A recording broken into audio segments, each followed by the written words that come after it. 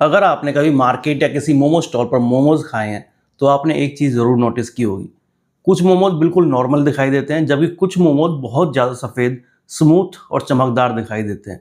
और इसी को लेकर मेरे चैनल पर एक व्यूअर ने कमेंट किया, मार्केट में जो मोमोज बेचते हैं उनमें से बहुत से मोमोज बहुत ज़्यादा सफ़ेद होते हैं, ऐसा क्यों?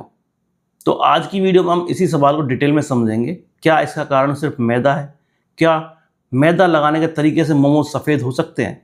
क्या स्टीमिंग का इसमें कोई रोल है? और सबसे बड़ा सवाल, क्या बहुत ज़्यादा सफ़ेद मोमोज का मतलब यह है कि उसमें कोई केमिकल मिलाया गया है? इस वीडियो के लास्ट तक आपको सभी सवालों के जवाब मिल जाएंगे। सबसे पहले एक बात बिल्कुल क्लियर कर लेते हैं, सिर्फ मोमोज को देखकर यह नहीं बताया जा सकता कि उनमें कोई केमिकल या एडल्टेंट इस्तेमाल हुआ है। अगर कोई मोमोज बहुत सफ़ेद दिखाई दे रहा है तो उसके कई सामान्य रीज़न हो सकते हैं। तो चलिए सबसे पहले बात करते हैं मैदा की। मोमोज का जो आउटर कवरिंग आमतौर पर रिफाइंड व्हीट फ्लोर यानी कि मैदा से बनाया जाता है।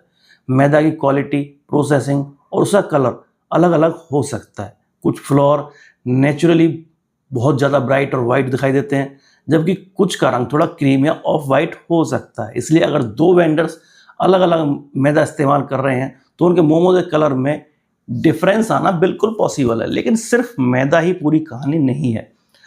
दूसरी चीज़ है मैदा लगाने की जो प्रिपरेशन है। आप मैदा में कितना पानी डालते हैं, डो में को कितना टाइट या सॉफ्ट रखते हैं, उसे कितनी अच्छी तरह गूंथते हैं, इन सब चीज़ों का फाइनल रैपर पर बहुत असर पड़ सकता है। एक वेंडर अगर बहुत स्मूथ डो बनाता है और दूसरा थोड़ा अलग तरीके से डो प्रिपेयर करता है तो स्टीमिंग के बाद दोनों के मोमोज का जो अपीयरेंस है वो अलग हो सकता है। अब बारी आती है तीसरी चीज़, स्टीमिंग। मोमोज का फाइनल जो अपीयरेंस सिर्फ डो पर डिपेंड नहीं करता। स्टीमिंग जो स्टीमर है उसका टेम्परेचर, स्टीम की क्वालिटी और मोमोज को कितनी देर तक स्टीम किया गया है, इससे भी उसके टेक्सचर और अपीयरेंस बदल सकता है। अगर मोमोज सही तरीके से स्टीम किए जाएं तो उनका रैपर स्मूथ और रिलेटिवली लाइट दिखाई दे सकता है, लेकिन अगर स्टीमिंग ठीक से नहीं हुई तो मोमोज का टेक्सचर और अपीयरेंस दोनों बदल सकते हैं।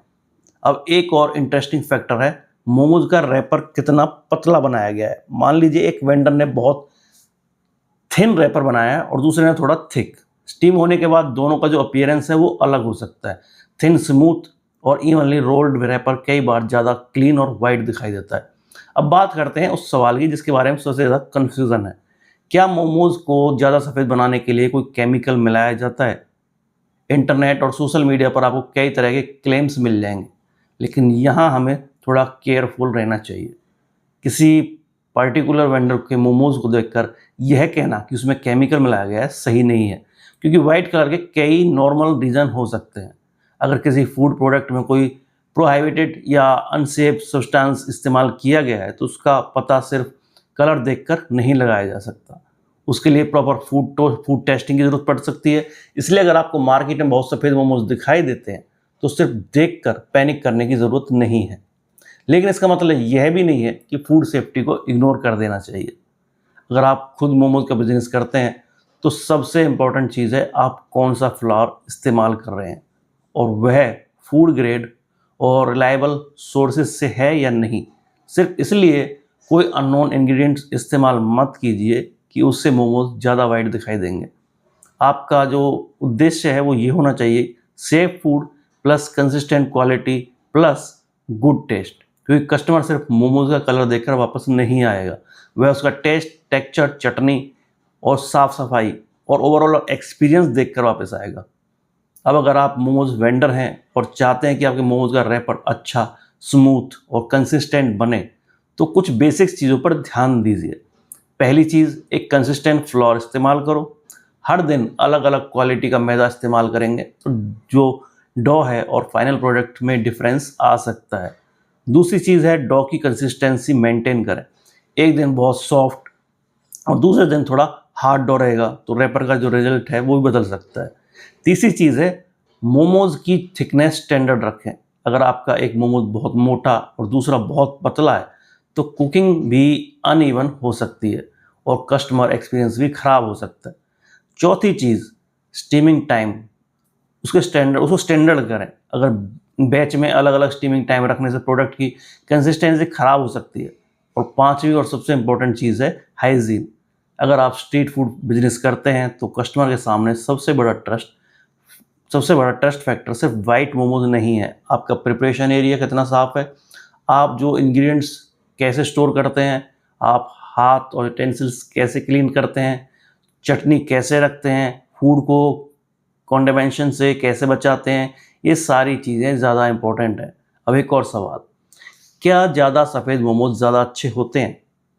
नहीं, मोमोज का अच्छा होना सिर्फ उसके कलर से तय नहीं होता। एक अच्छा मोमोज वह है जिसका रैपर सही टेक्सचर का हो, फिलिंग अच्छी हो, प्रॉपरली कुक्ड हो, टेस्ट अच्छा हो और फूड सेफ्टी प्रिपेयर किया गया हो।